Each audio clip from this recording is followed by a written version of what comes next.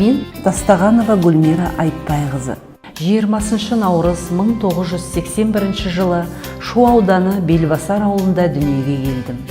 Осы ауылда 1998 жылы Шоқан Уәлиханов мектебін үздік бітіріп шықтым. Осы жылы Қазақ мемлекеттік медицина университетіне түсіп, 2004 жылы емдеу ісі жөніндегі бөлімін аяқтап, 2005 жылы интернатураны тәмамдадым. Дәрігер болу менің бала күнгі арманым еді. Ал арманға алдымен жол ашатын білім.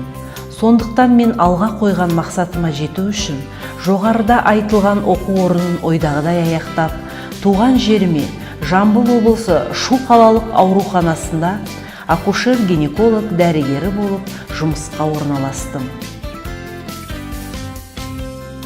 Өзіме жүктелген міндетті мінсіз атқару жолында ана құрсағындағы нәрестенің аман-сау дүние есігін ашуға үлкен үлесімді қосамын.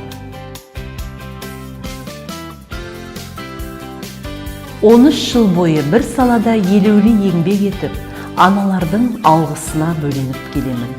2016 жылдан бастап аудандық орталық ауруханасының перзентхана бөлімінің жоғарғы санатты бөлім меңгерушісімін.